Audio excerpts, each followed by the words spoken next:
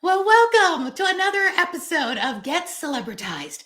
I'm your host, Aurea McGarry, and if you listen, you watch a show anytime, day or night, that my mantra is to help you earn more so you can live more, live big, live vivaciously, live on purpose, and so you can give back more to your favorite causes and charities that need you. So, without any further ado, today I have a very special guest, none other than the amazing, the fabulous 2023's America's Top Speaker Award from the producers Grant Cardone and Pete Vargas, and so many other things, Glenn Lundy. Glenn Lundy went from 2005 being hopeless, homeless, and contemplating ending it all to being an amazing car dealership extraordinaire, breaking records, helping others break records, to having a beautiful wife, 8 amazing children, the founder of Breakfast of Champions, which has over almost 200,000 members. He also has over 104,000 followers on Clubhouse. The list goes on and on and on. This man has broken records. This man has faith. This man is a world changer. Yeah, he is. And he's going to come on and tell you how he went from down and out to turning his life around and helping others turn their lives around with the passion that he has. So, Glenn Lundy, get up here. Here you are. I am here and honored to be here. Thank you so much. This is awesome. Oh, Glenn, I am so glad you're here because, I've been part of your Breakfast of Champions and now with Ramon Ray and Dora Maria and everyone. We're such a big family. And to have the founder on my show right now, Glenn, you have such a big heart. And that's one thing that I just admire so much about you. You live big, you dream big, you have accomplished big, but your heart is even bigger. And we see it in everything you do. So before we get into everything you've done now, tell us a little bit about what it was like in 2005, because I want people to really have hope. That's what this show is all about, giving them hope, Glenn. Yeah, so I had just, Ray, I just appreciate you having me on here, but I had reached a point, in my life at that point, I call it kind of 2 seasons. So I was living a season of life where I was living 2-dimensionally. So mind and body, right? Mind and body. And I didn't believe there was a spiritual aspect to us as human beings. I had a very Darwinistic approach on life. And so I was living in that season, and I just reached a point where I was homeless for a little while. And homelessness, the worst part about homelessness is not that you don't have money or food or a place to live. The worst part about homelessness is that you become invisible. People won't make eye contact with you. And over time, you start to blend in. You're like a bench, a tree, a shrub, a portrait on the wall. And so people will look above you, below you, to the left of you, to the right of you, but they'll never make eye contact with you. And, I know I hear my kids sometimes say they're the biggest superpower. If they could have the superpower, they'd love to be invisible. And I'm like, man, trust me, that's not, you don't want to be in a place where you feel like no one sees you, right? And Why do you think that is, Glenn? I know people want to be seen. Why do you think it is that we don't make eye contact? I was raised in New York City, so I remember just homeless everywhere. yeah, And now that I help them, it's a whole different ballgame than when I lived there. And you're right, that eye contact. Why do you think that is? I think that a lot of people, it's uncomfortable. It's an uncomfortable situation, right? And I think that there are some fears associated with someone who's homeless. They might mug you, or they're going to ask you for money, right? And then you get put in that somewhat awkward position because part of you says, yes, I know I should help them, and the other part of you says, well, they're just going to take this money and go do whatever with it, right? And I can't help everybody, so why should I help anybody? And it just really causes, I think, a lot of conflict for people. It's an uncomfortable thing. I think everyone has big hearts and they want to connect, but I think it's just uncomfortable. And so eye contact leads typically to engagement between humans, right? So we don't make eye contact if we don't want to engage. And so people just look around, right? Like they'll especially if they can't help and they don't know what to do. Right. They don't know So, what to do, right? And so for me on the other end of it, when you become invisible like that, every day starts to become the same. Everything kind of starts to blur together. No one ever says your name. And it becomes very, homelessness becomes hopelessness. oh, And that hopelessness quickly led, for me, the hopelessness led to depression. And then the depression led to suicidal thoughts. And then suicidal thoughts led to an attempt all my own life. I tried to drown myself in the Pacific Ocean, just off the coast of La Jolla, California. But luckily for me, I'm a terrible swimmer. And that actually worked in my favor because when I swam out as far as I could and was ready to end my life, the tide was actually coming in at the same time, and I ended up getting pushed back to shore. I like to say God plucked me out of the ocean, and in that moment, I remember clearly laying on the beach, looking up at the stars, realizing how expansive the universe was. And for the first time, I heard God, which I use the word heard loosely because it wasn't an audible hearing on the outside of my ear. It was more of an internal hearing. hmm. But I heard God say these words. He said, "You take yourself wherever you go." And I had heard those words before from a mentor of mine, but I was too young and dumb to really know what the heck he meant. He used to say it all the time, "Glenn, you take yourself wherever you go." I'm like, "What the heck you mean? I don't even know what that means. You're speaking like in riddles. Like, get the heck out of here." Right. Um, but I understood in that time what that meant because I started to look at my life, and I had lived in a lot of different cities. I had a lot of different circles of friends. I had had multiple jobs. Right. But the results kept being the same in my life. I kept ending up arrested. I kept ending up drunk. I kept ending up in bed with people I didn't want to be in bed with. Like, I kept ending up in all these circumstances. And so it hit me. Oh, I get it. I get it. The cities change, the people change, the environment changes. I'm the constant, Hmm. right? You take yourself wherever you go. And so that really unlocked something in my brain. My brain said, okay, if I'm the catalyst of all things negative in my life, does that mean I can be a catalyst for good things in my life? Switch it up. And so prior to that, I didn't realize that I was a creator. I thought I was just, Victim. flesh and bone and a victim to everything that was going on in the world. But once I realized I was an actual creator, there was a series of mistakes, along the way to get to here. Of course, it wasn't just overnight, but shifting that perspective, I was able to start pointing my intentions and attention on positive things for me and the people around me. And I started living what I call a 3D life, what most of us know is mind, body, and spirit, right?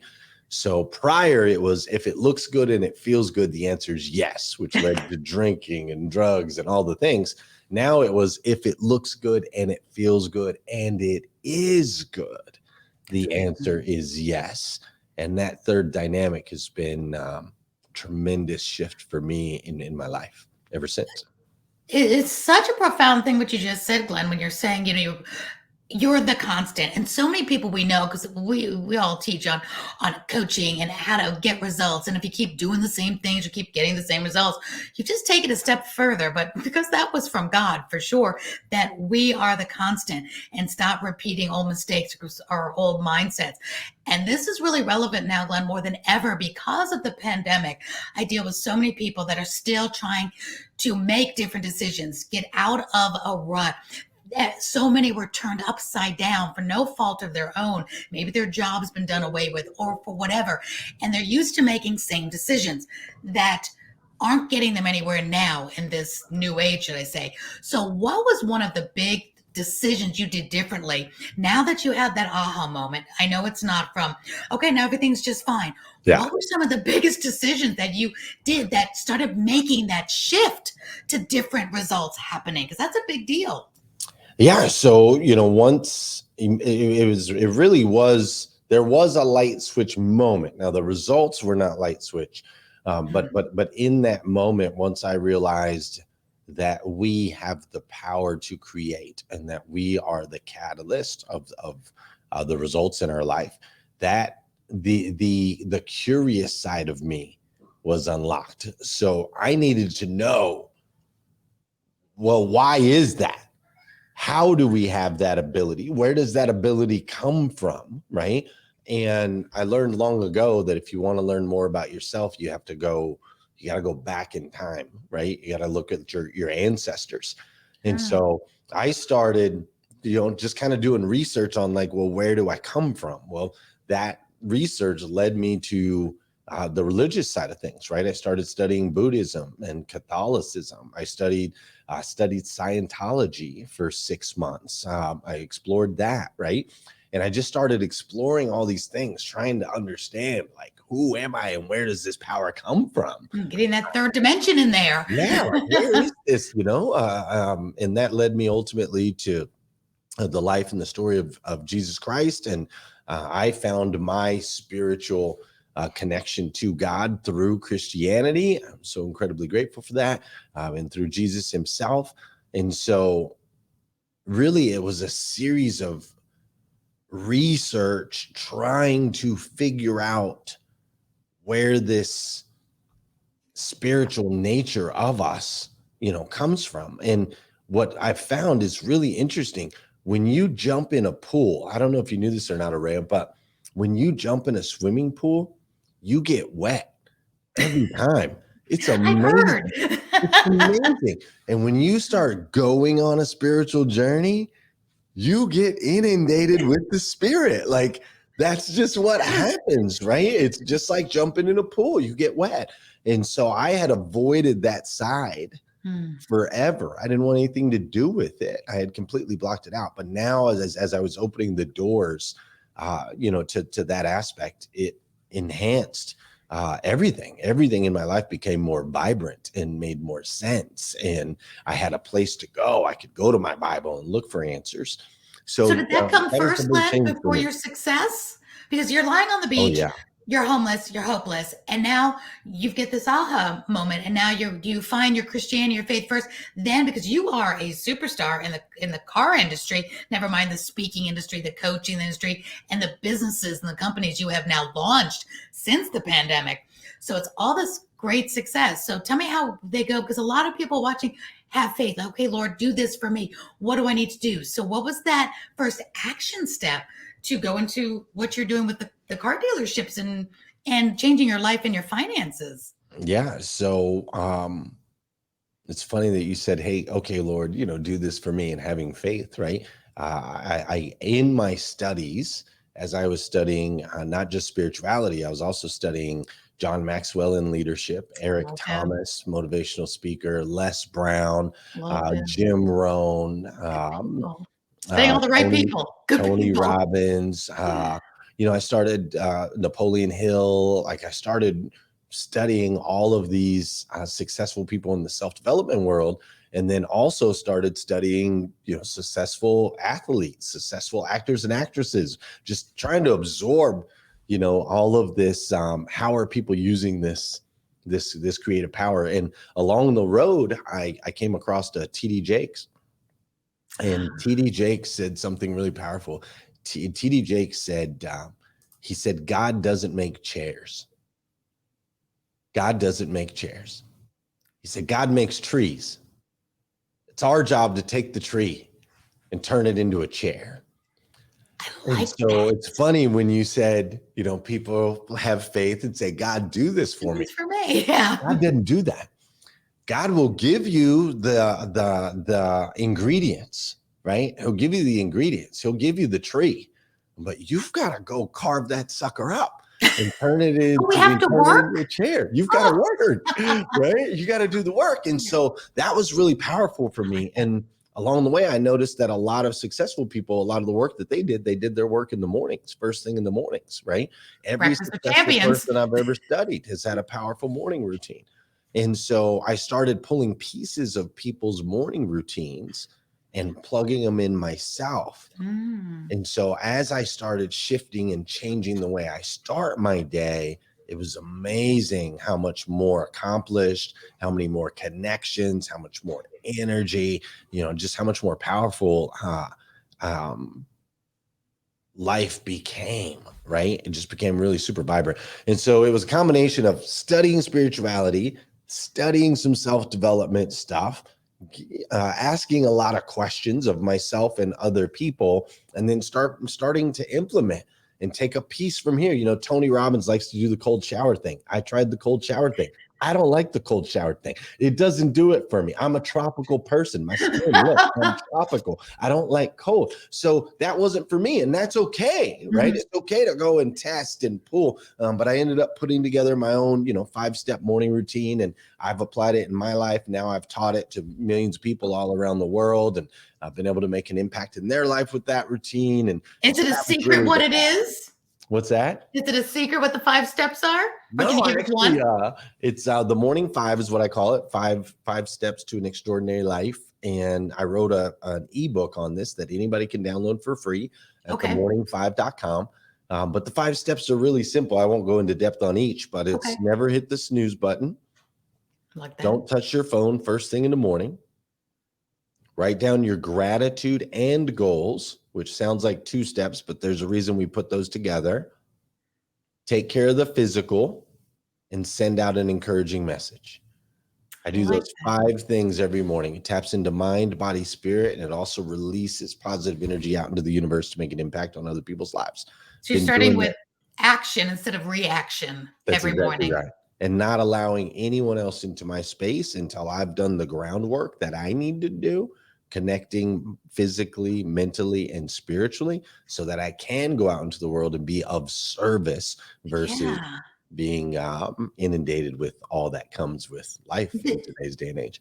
Is that where the motivation for Breakfast of Champions came along? Because your Breakfast of Champions that I know now you've got Ramon Ray at the helm of it, which is so amazing as well. But you started this Breakfast of Champions 5 a.m. club back during the pandemic, and I've been a part of it now for over 2 years, and it really is life-changing to plug in to positivity. And I come from the background of Mary Kay, and Mary Kay Ash always taught us back in the 90s, my age is showing, but she always says, join the 5 a.m. club. That's what she preached since 1963. Right. Join the 5 a.m. club. And we all fought at 5 a.m. Oh no.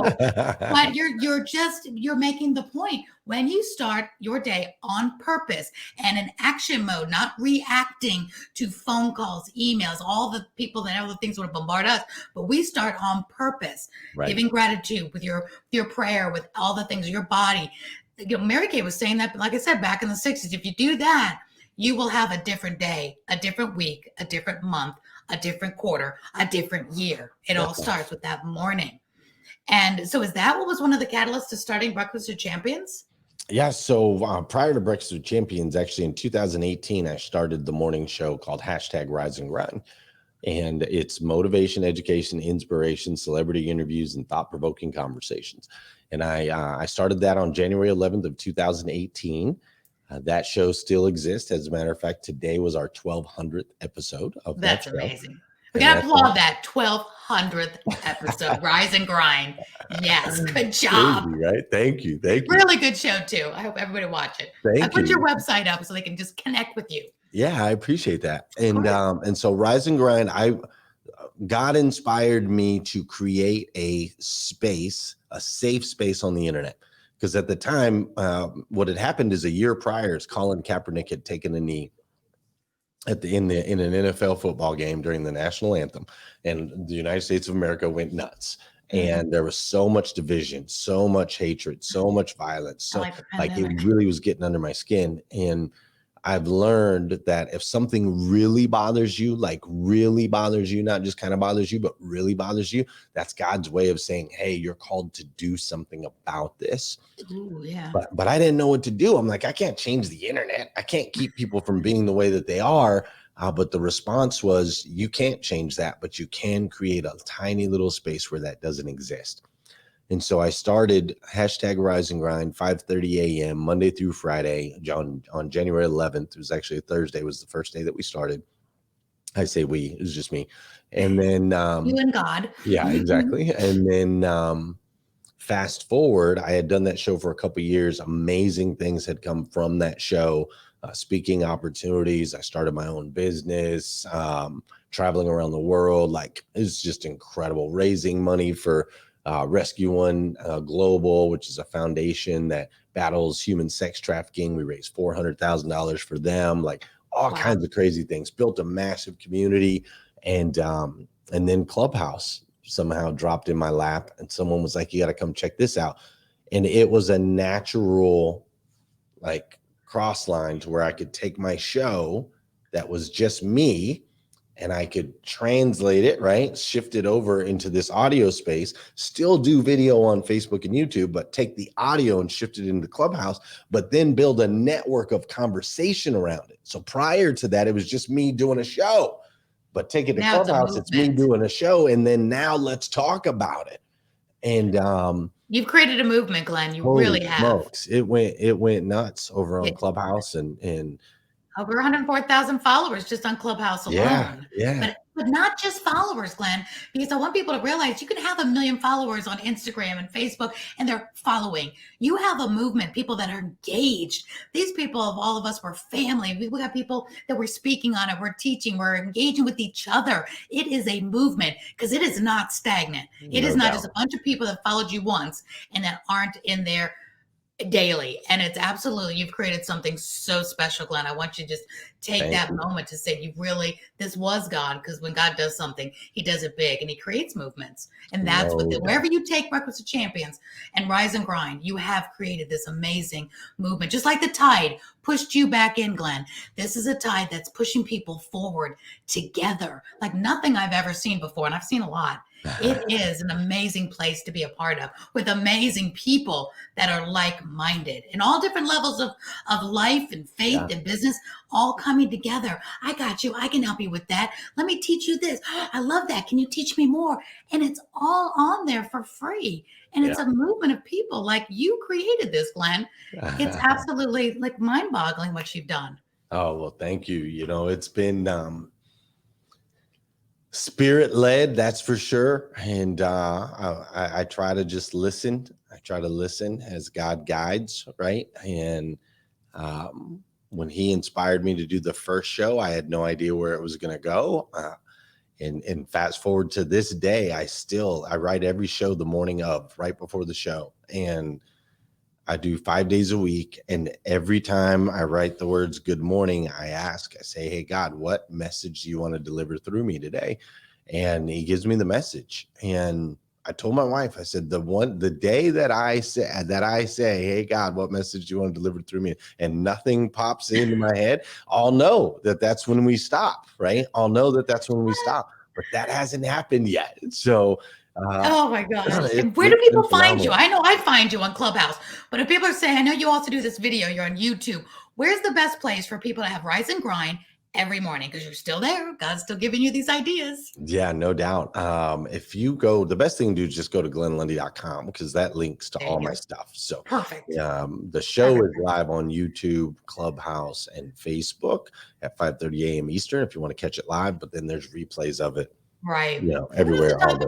We have to talk about a network that I have. Maybe I put your show on the limelight. There you go. Go out to Apple TV and Roku, all the places. But I like that. yeah, I put your website up here. Also, two other things, Glenn. I'm noticing you've got an amazing, not small, but very large tattoo on your right arm. Yes. And I know you, again, the viewers, listeners are seeing you've gone from, the hopelessness to hearing God's voice to now moving into these movements. And you're faithful. You listen to that voice in your head. You take action. You live every moment, every morning on purpose. And you have good days and bad days like everybody else.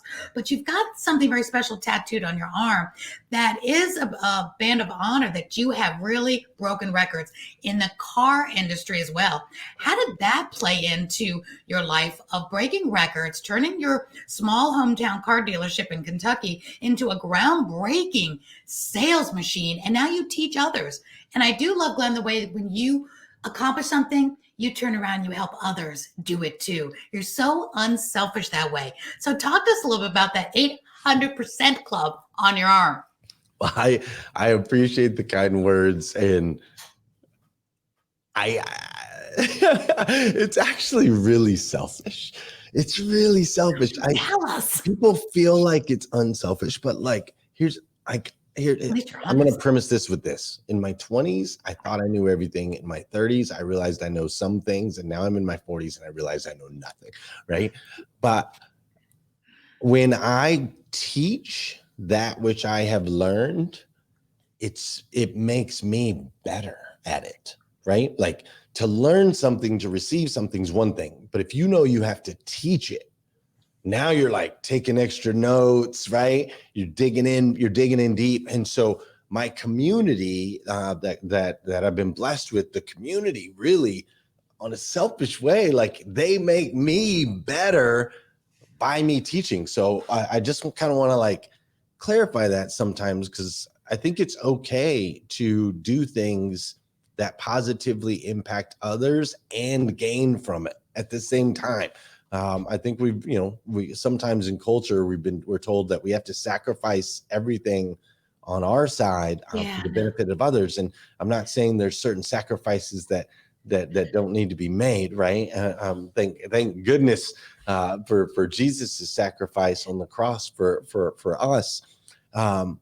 But I don't think it's selfish, Glenn. I think it's self-improvement. So you're just taking the self-improvement to another level, because we realize we all need each other. And by you sharing with others, it does self-improve you. And that's not selfish. It's like totally self-care. But I just don't want people to think like, that I'm completely selfless. I'm like, martyr, I just give and give and give. I'm like, no, man, I get a lot out of this. Like, I love it, man. I love it. But no, the auto thing, I moved to Kentucky. I met my wife, and let me back up a little bit. Actually, I had an ex-girlfriend. I had a daughter when I was 20 years old, and I lost custody of her when she was 6, and I didn't see her for 8 years. And until she was 14 years old. But fast forward, I met my wife, and my wife got pregnant. And when my wife got pregnant, I immediately was like, I'm not, it was a decade in between. I'm like, I'm not going through that again. Losing custody of my daughter was the worst thing ever. And so my wife and I moved to her hometown of Paris, Kentucky, tiny little town, population 9,600 people. We moved there to be close to her mom. And that's when I went in and took a job at a car dealership in this tiny little town. And when I decided to do that, I had been in automotive before, but I got out because automotive was not good for me. I was good at it, but it wasn't good for me. And so I made a decision when I went back in. I said, I'm not going to let the industry impact me. I'm going to make an impact on the industry. And we sat down and we wrote down everything that people hate about buying a car, everything that people hate about working at a car dealership, right? We wrote down all those things, and I just made a decision. I said, I'm going to do the exact opposite of everything on this list. And luckily for me, the owner of the dealership, he became an incredible mentor of mine, a best friend of mine. He was a very wise guy, just an incredible dude. And he and I together were able to attack this industry from a whole new angle that no one had attacked it from before. And in doing so, we grew the dealership 800% in 6 years, going from just a tiny little dealership in the middle of nowhere to the second largest used car franchise dealership in the United States of America. That's huge. Which is incredible. So we grew 800%. And when I left there, I ended up leaving there in October of 18, which 8s are my number, by the way. I have 8 kids. Kobe Bryant was number 8. He was always my guy growing up. The October 18th, right? 8, lots of 8s, 800% growth. So it's always been my number. But when I left there, I spent a year kind of bouncing around trying to figure out what God's plan was for me. And I landed on doing consulting and training in the automotive space. So I've built my own company now, and we call it the 800% Elite Automotive Club. But what's crazy is in the midst of all that, growing 800% Elite Automotive Club, is 800% has become a lifestyle brand more than an automotive brand. It's Yeah. living life at 800%. People say, well, what does that mean? Well, there's 8 different pillars of life, right? There's your faith, your fitness, your family, your finances, your friends, your career, yourself, and then your education, right? And so I look at the generation that came before us and I say that generation gave 100%. They gave 100% at work, right? They gave 100% of that. They spent 45 years working for some company, right? And now most of them are still having to work at Walmart for extra money as a greeter, or even if they are retired, they're on a budget, right? And I'm like, okay, apparently 100% Not doesn't at all. work, right? Yeah. Divorce rates at 50%, so on and so forth. So I'm like, I believe we should be living 100% in our faith, 100% in our relationships, 100% in our finances, 100% at work, 100% in fitness, 100% in education, 100% when it comes to mental health and confidence, Yeah. 100% with our friends, right? And that's an 800% lifestyle. And so recently I got the tattoo, probably 6 months ago or 800%. so. I got the 800%, and I got it right here on my right arm, on my right forearm, right on the inside, so that when I shake somebody's hand, they see 800%. Or when I'm speaking on a stage, they see 800%. And people say, what is 800%? And I look them in the eye and I said, it's the reality that you can have it all. That sounds so too good to be true, Glenn. When people are thinking 100% faith, 100% faith, they would love it. Everybody that I know that just listened to you is thinking, I would love that. What's one tip to make that happen? Because that sounds so too good to be true, but we know it's not. So, what is one tip you can give us to be able to do that 100% and change the next generation? Yeah. From what you just said, having to still work and live on a budget to having it all. Yeah. It comes down to 2 very, very, very, well, 3. 1, you got to tap into source, right? You got to have a relationship with God. You can't be 800% without faith. It doesn't work, right?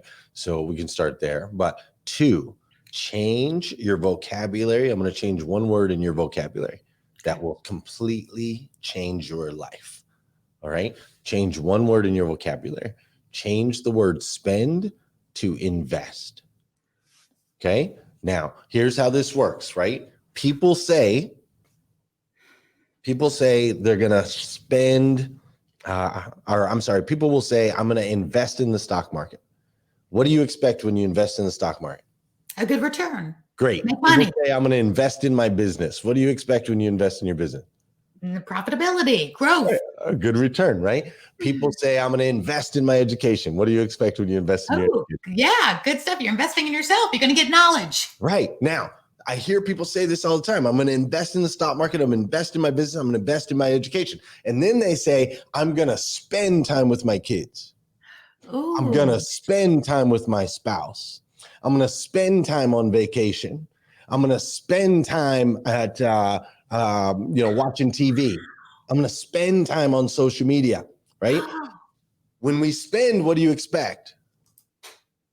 You're gonna lose something. Negative, right? If I spend negative, $5, I got $5 less. If I invest $5, I'm trying to get $5 more, right? So people, if you change the word and you say, I'm gonna invest time with my kids, I'm gonna invest time with my spouse, I'm gonna invest time watching TV, I'm gonna invest time on social media. Now you have an expectation of a return. So you go into it different. I have 8 kids. People are like, dude, how do you manage all that? You got 8 kids.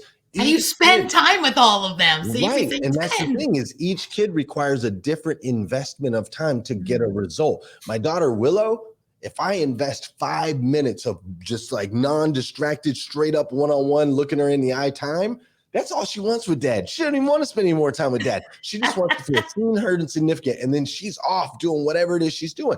Now, my son requires a different investment. My son likes to fish. He likes to play soccer with dad. He likes to ride in the truck with dad, right? So in order to get a return from my son, it does take more time than it does with Willow. But as long as I go into it all with as an investment, expecting a return, right? I'm looking for the return.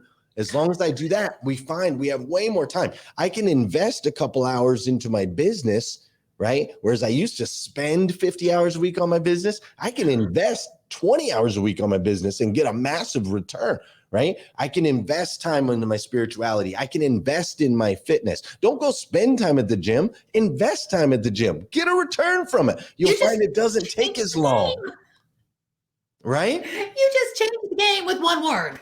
One word, You that's just it. totally one word. Don't ever spend any time on social media. Invest time on social media. That means comment on other people's stuff, create content that's worthy, that's gonna get a return, right? Don't just go spend time flipping through TikTok. No, invest time. Use the tool. I'm not saying don't use the tool. I'm saying don't spend, Use it invest. wisely. So that's the second one. And then the third one, the third piece, right? Know God, invest, don't spend. And then the third piece is inspect what you expect. So every week I audit all 8 areas of my life on a scale of 1 to 10. On a scale of 1 to 10, where am I at in my faith? On a scale of 1 to 10, where am I at in my finances? On a scale of 1 to 10, where am I at in my fitness, right? How did I do this last week? Am I getting a return from each of these areas?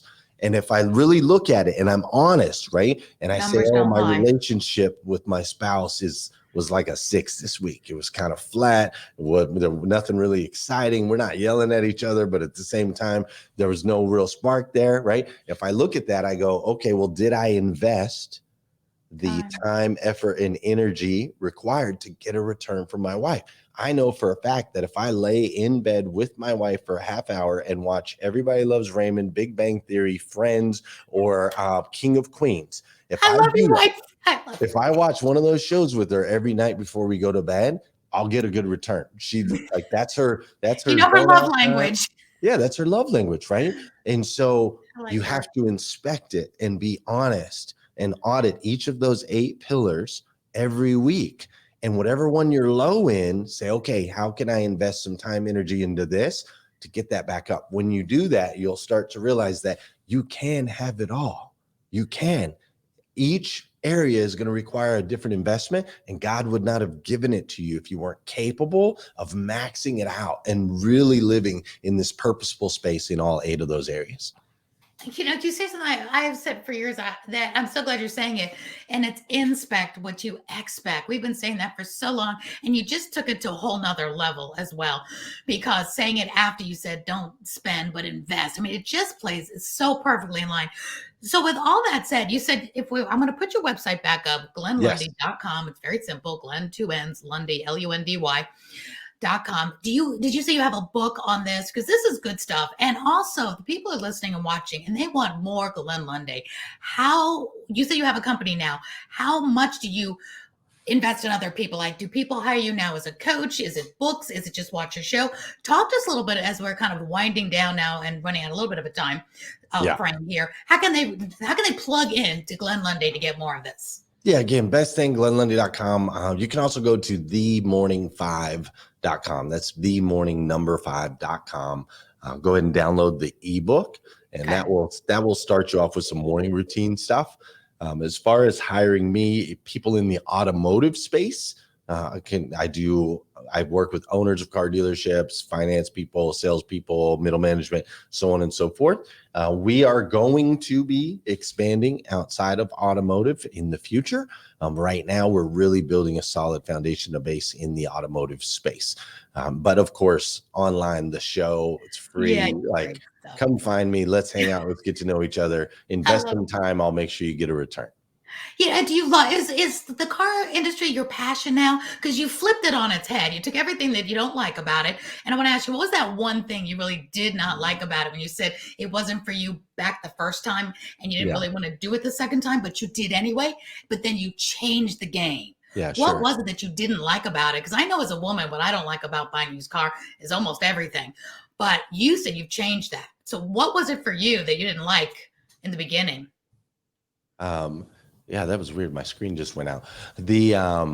So it really was, it's again, flipping. Like, I'm a real simple guy, right? Like, let's change the word spend to invest, and it changes everything. It does. So what we did is we just flipped the model upside down. So typical business model is I want to make money, right? I want to make money. And so I have a product that I want to sell to make money. I go out, I start selling that product, and I make money. Then I realize, well, if I had more customers, I could make more. I could make more money, right? So I go out and get more customers, and when I get more customers, I sell more product and make more money. And then at some point, you go, well, if I had some employees, then my employees could work with more customers than I can, and I can make more money, right? And that's typical business model. So it's money, customer, employee is basically the priorities of most business owners. And that was very true in the automotive industry. And so the employees were last on the list of priorities. Money first, customer second, employees third. I look at that and I say, wait a minute, we spend a couple hours a month with a customer, or a couple hours a year with a customer that's buying a car, but we spend 12 hours a day with our employees. So who deserves to be a priority, the customer or the employee? Yeah. And so we flipped it upside down and we said, you know what, we're going to be employee first. The whole customer is always right. BS, not true. My well-trained, dedicated, loyal employees, they're always right. And they're innocent until proven guilty, period. Because I know customers lie, cheat, steal just as much as anybody else can, right? They want a deal. Yeah. So employees first. And if you take care of your employees will take care of your customers. And when you have employees that take care of your customers, you'll make all the money you can possibly imagine. You don't even have to worry about that part. So we just flipped it upside down. Instead of money, customer, employee, we went employee, customer, and the money came. And by putting our people first, we were able to expand and grow in ways nobody had ever seen before. That's amazing. Nobody's ever done that before. Again, I come from the Mary Kay world. Mary Kay always put us first and always, gave us more. And she realized there was so much to give. You can't outgive God, she always said. Right. And she said the better you treat your salespeople, the more everything will grow. And when the economy went down in the 80s, she gave them more. I don't do it anymore, but it changed my life, meeting Mary Cash, being a part of that company for 20 years, because I learned just what you're saying, Glenn. It's all about do more for your employees, your people, your sales force, and they'll take care of the rest. They'll be happy. They'll want to share, all the time. They get paid well. So when the going gets tough, they don't quit because they care. And she goes, everybody wears an invisible sign that says, make me feel special. And she was so right. Make me feel special. You make your employees feel special. They'll make the customers feel special. And then we'll go and we will tell the world about the way we were treated at those car dealerships. And that'll make all the difference in the world. All the difference in the world. Hey, Glenn, I got to get out of here. I got another. All right. I've had such a great time with you. Thank you so much for this. Such a wonderful time. Thank you, Glenn, so much for being here. We appreciate you. And until next time, this is Aurea signing out from Get Celebritized. Thank you, Glenn Lundy. See you next time. All right. Bye for now.